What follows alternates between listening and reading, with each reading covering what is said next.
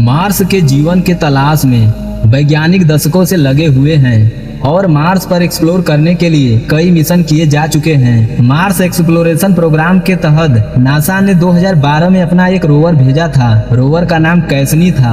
Rover कैसनी पृथ्वी से 26 नवंबर 2011 को Mars के लिए लॉन्च हुआ था। 560 मिलियन किलोमीटर का सफर तय करते हुए 6 अगस्त 2012 को रोवर कैसनी मार्स के सतह पर लैंड करने में सफल हुआ। जब यह मिशन लॉन्च हुआ तो उस समय मिशन मात्र 2 साल के लिए था, लेकिन मिशन की सफलता को देखते हुए इसे अनिश्चित काल के लिए बढ़ा दिया गया। नासा के अनुसार कैसनी के कंडीशन ठीक रहते ही हम ये मिशन जारी रखेंगे। कैसनी को मार्स के वातावरण और जियोलॉजिकल के बारे में पता लगाने के लिए भेजा गया था और यह अपने मिशन में उम्मीद से ज्यादा सफल रहा। यह रोवर अब तक मार्स की हजारों तस्वीरों को भेज चुका है।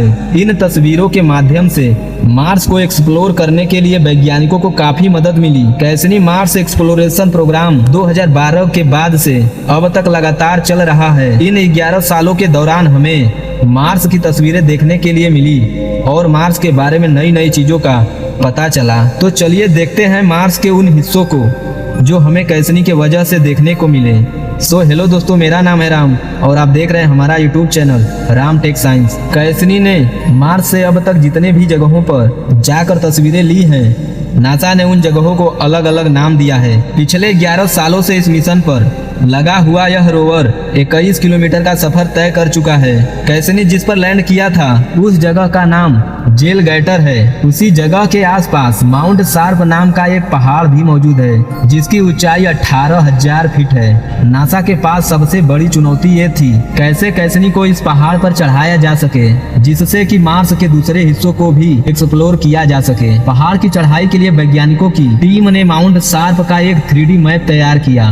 मैप के सहारे ऊपर जाने का रास्ता ढूंढा गया।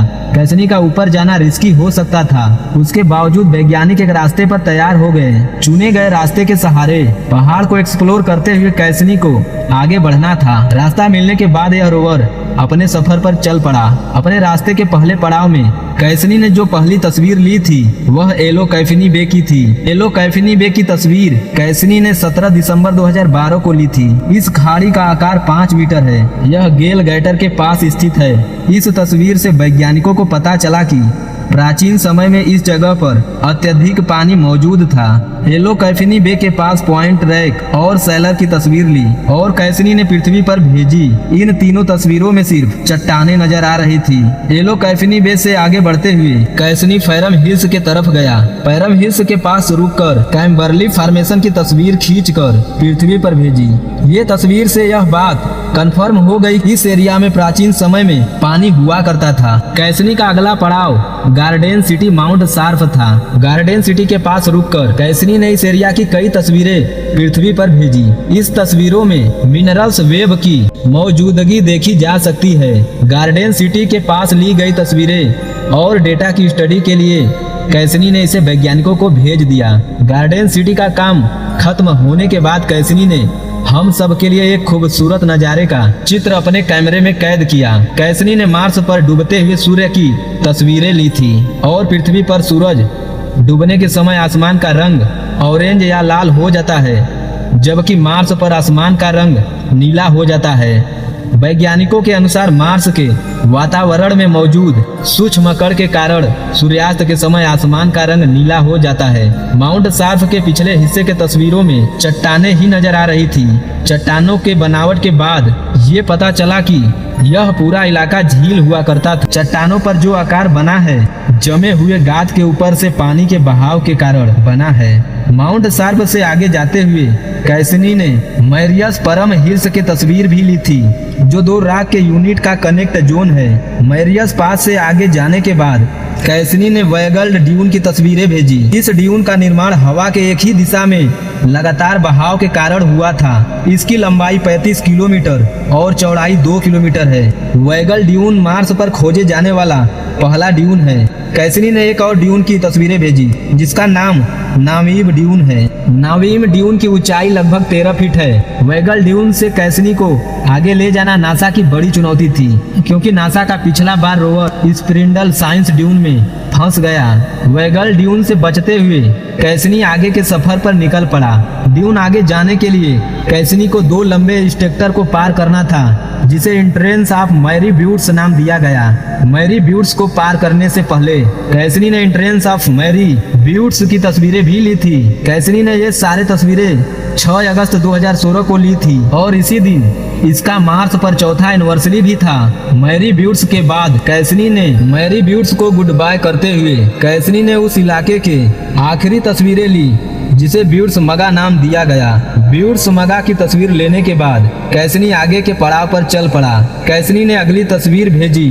वो एक छोटे से आकार का पहाड़ था। काले रंग की 16 फीट ऊंचे पहाड़ की तस्वीर लेने के बाद कैसनी से हमें ओगन क्विट बीच की तस्वीरें देखने को मिली। ओगन क्वाइट बीच के बाद कैसनी ने बेरा रोवेन की तस्वीरें भी ली। यह भी एक चट्टान है, लेकिन इसका निर्माण कैसे हुआ था इस बात का पता नहीं चल पाया, क्योंकि तस्वीरें इतनी दूर से ली गई थी।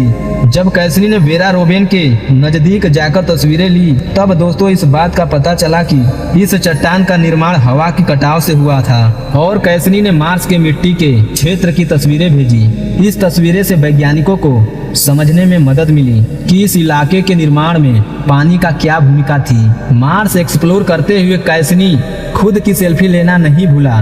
कैसनी अपनी तस्वीर ग्लेन इटिव नाम के जगह पर ली थी। अपनी सेल्फी लेने के बाद फिर कैसनी अपने काम पर लग गया। कैसनी का अगला पड़ाव गीन एटिव था। इस जगह पर जाकर कैसनी ने तस्वीरें ली। मार्स की सतह पर जाकर मिट्टी का सैंपल लिया। क्ले बैरी यूनिट में सैंपल की जांच से पता चला कि इस क्षेत्र में मार्स के दूसरे क्षेत्र के मुकाबले अत्यधिक मात्रा में पानी मौजूद है और प्राचीन समय में पानी की मौजूदगी का पता भी चला। कैसनी ने 2 मार्च 2020 को एक नई तस्वीर रिलीज की है। यह तस्वीर 24 नवंबर से 1 दिसंबर के बीच ली गई थी।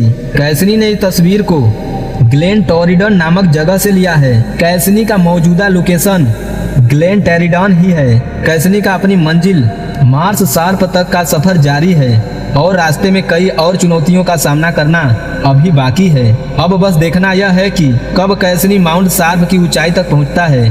कैसनी का सफर जब तक जारी रहेगा, तब तक मार्स के बारे में नई नई चीजें मालूम होती रहेंगी। कैसनी ने मार्स की जितने भी तस्वीरें भेजी हैं, हम उन तस्वीरों व जगहों के बारे में विस्तार से बात कर चुके हैं। आपको इस दुनिया के बारे में जानकर कैसा लगा? और अगर आपको भविष्य में मार्स पर जाने का मौका मिला है तो क्या आप मार्स पर रहना पसंद करेंगे? मुझे कमेंट बॉक्स में जरूर बताइए।